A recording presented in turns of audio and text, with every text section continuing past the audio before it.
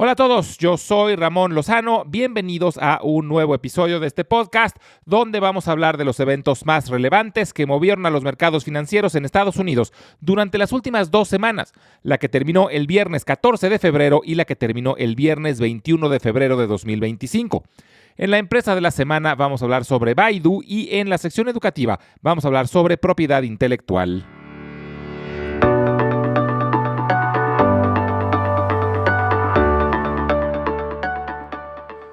Tuvimos 2 semanas con muchísima volatilidad. La primera fue muy positiva, haciendo que los principales índices lograran nuevos máximos históricos, pero la segunda semana retrocedieron. El Dow Jones fue el más golpeado, bajando 1.9%, ya considerando ambas semanas. El Standard & Poor's 500 y el Nasdaq prácticamente regresaron a los mismos niveles que tenían hace 15 días. Tuvimos información importante relacionada a la inflación. Tanto el índice de precios al consumidor como el índice de precios de productores mostraron números por arriba de lo esperado, lo que indica un repunte en la inflación. Esto de inicio causó preocupación, pero los índices subyacentes, que excluyen alimentos y energéticos, se mantuvieron estables. El precio de los alimentos subió más de lo esperado, sobre todo los que se consumen fuera de casa, como en hoteles y restaurantes.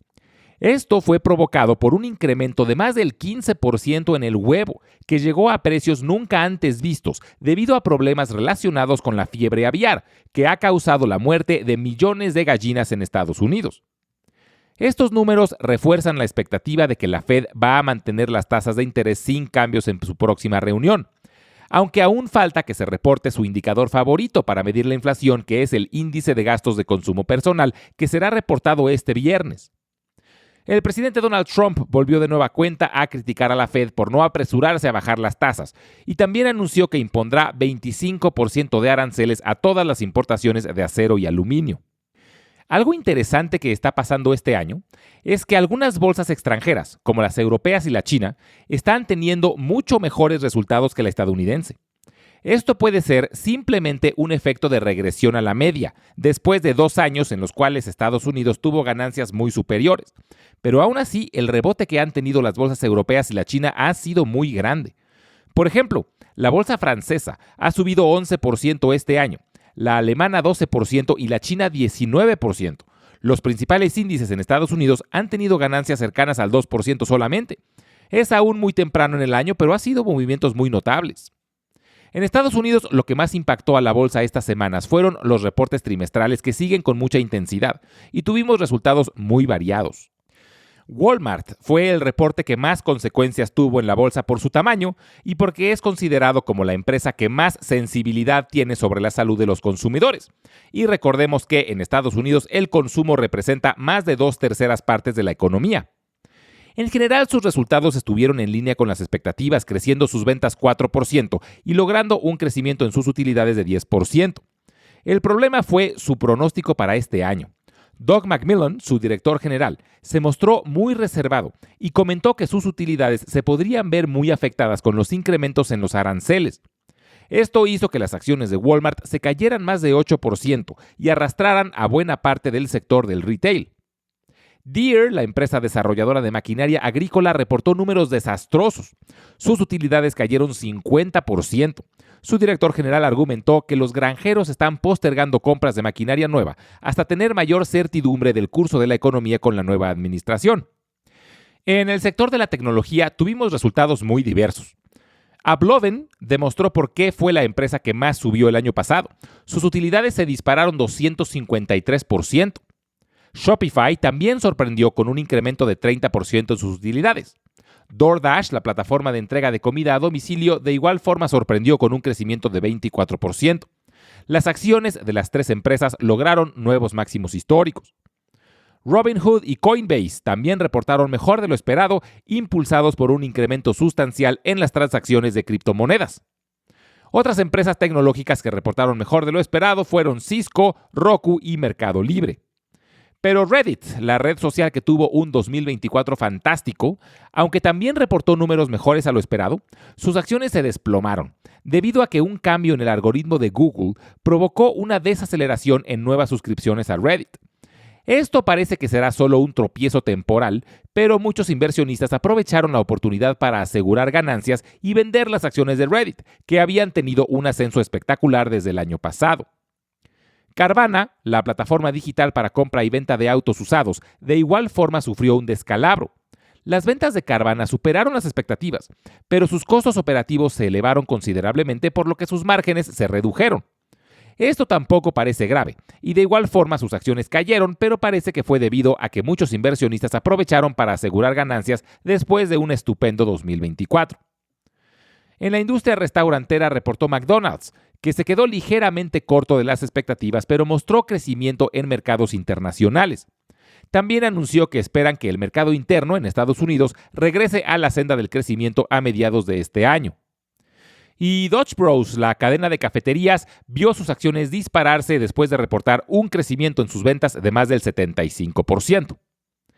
Esta semana la inflación de nuevo acaparará los reflectores debido a que se publicará el índice de gastos de consumo personal, que es el indicador favorito de la Fed para medir la inflación. Y también tendremos reportes trimestrales importantes. El más relevante de todos será el de Nvidia, que reporta el miércoles. También tendremos los reportes de Salesforce, Snowflake, Dell, Zoom Video, Home Depot, TJX, Lowe's, Anheuser-Busch y Domino's Pizza.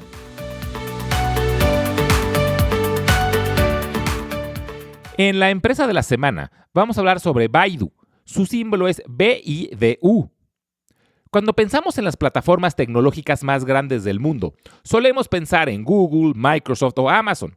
Pero en China hay otras empresas que lideran. Una de ellas es Alibaba, de la que hablamos hace algunos meses, que domina el comercio electrónico. La otra es Baidu, que domina el terreno de las plataformas digitales. Baidu es conocida como el Google de China. Es una empresa de tecnología especializada en servicios de Internet e inteligencia artificial con sede en Pekín. Tiene una posición dominante en el mercado de motores de búsqueda en China, con su plataforma insignia que se llama Baidu, pero también tiene una plataforma de transmisión de videos, plataformas de redes sociales, etc. Fue fundado por Robin Li y Eric Xu en 1999. Su nombre proviene de un poema chino clásico de la dinastía Song de más de 800 años de antigüedad, acerca de un hombre que buscaba el amor de su vida. Significa 100 veces o incontables veces. En el poema representa la persistencia de la búsqueda de lo ideal, lo que a los fundadores les pareció el nombre perfecto para una plataforma de búsqueda por Internet. Los primeros años después de su fundación, Baidu no era el líder.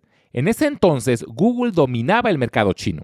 Sin embargo, Baidu implementó funciones adaptadas a los usuarios locales, como búsquedas de música MP3 y foros de discusión, lo que le dio una ventaja competitiva y empezó a ganar terreno.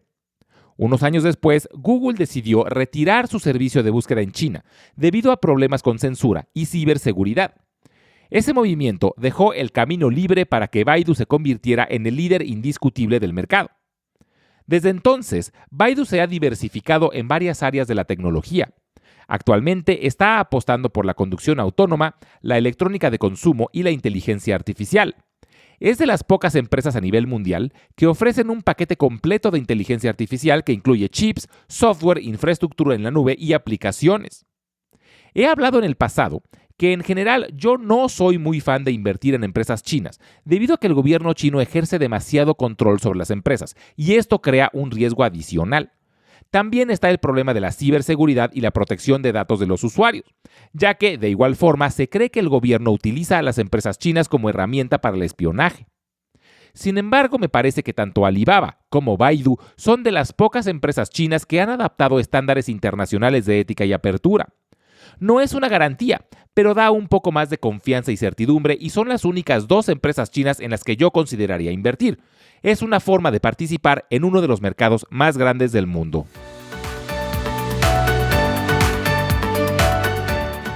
En el episodio anterior, hablamos sobre patentes, un tipo específico de propiedad intelectual que protege las invenciones y ofrece a los inventores derechos exclusivos sobre sus creaciones.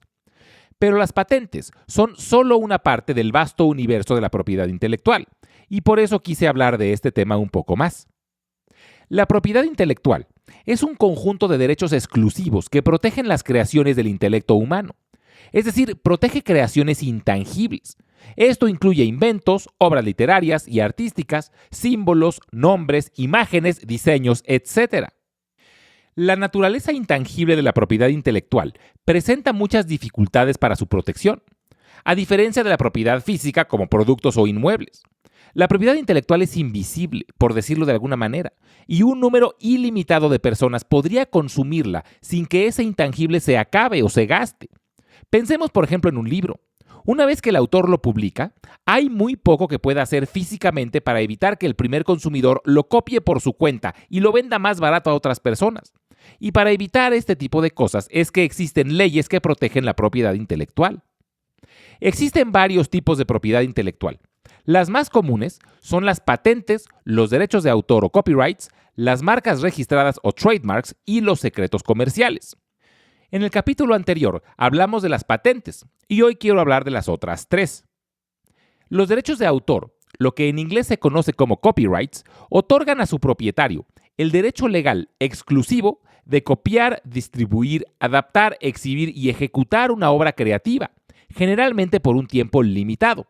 En cada país es distinto, pero en Estados Unidos, un derecho de autor expira 70 años después de que fallece el autor.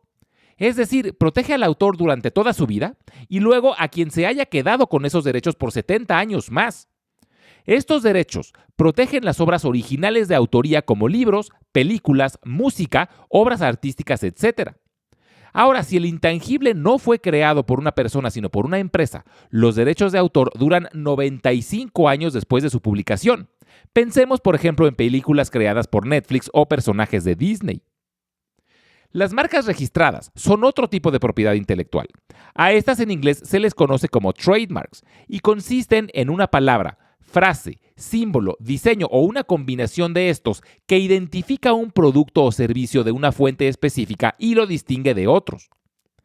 Las marcas registradas también pueden extenderse a marcas no tradicionales como dibujos, símbolos, formas tridimensionales como una botella, sonidos, aromas o colores específicos utilizados para crear una identidad única. Por ejemplo, Coca-Cola es una de las marcas más reconocidas del mundo y tiene registrado su nombre, su tipografía y hasta su icónica botella. La función principal de una marca registrada es identificar el origen de bienes o servicios y evitar que los consumidores los confundan con aquellos de otras fuentes. La protección legal de las marcas generalmente se asegura a través del registro en agencias gubernamentales y otorga al propietario ciertos derechos exclusivos y proporciona recursos legales contra el uso no autorizado por parte de terceros. A diferencia de las patentes o los derechos de autor, las marcas registradas pueden tener una duración indefinida.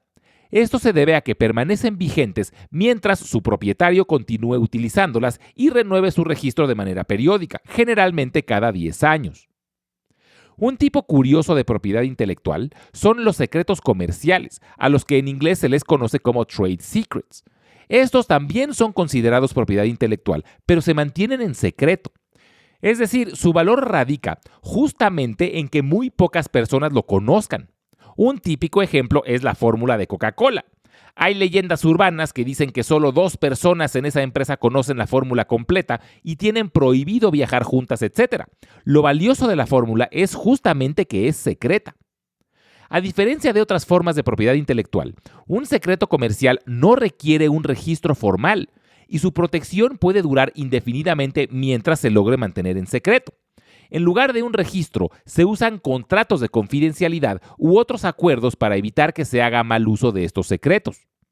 La adquisición o divulgación no autorizada de un secreto comercial por parte de terceros se considera apropiación indebida y tiene repercusiones legales. Y existen otros tipos de propiedad intelectual, como las denominaciones de origen de alguna bebida o producto que lo identifica como procedente de una zona geográfica específica, como el champán o el tequila. También se pueden proteger variedades de vegetales que han sido modificadas intencionalmente. Se pueden proteger diseños industriales, expresiones culturales, dominios web, etc. Hay muchas formas de propiedad intelectual y por lo general su objetivo principal es el de fomentar la innovación y la creatividad al garantizar que los creadores puedan beneficiarse de sus ideas y sus creaciones. Sin esta protección, cualquiera podría copiar o explotar las creaciones sin permiso, lo que desincentivaría el desarrollo de nuevas ideas. Como siempre, les recuerdo que todas las transcripciones las estaremos subiendo al blog que se encuentra en Substack, al que pueden acceder directamente desde la página www.ramonlog.com.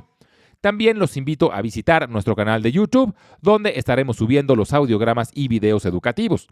En YouTube los pueden encontrar como Invertir en la Bolsa Podcast. Finalmente, les dejo mi correo electrónico por si tienen alguna duda, comentario o sugerencia. Es ramonlog@yahoo.com. Muchas gracias y nos escuchamos en el próximo episodio.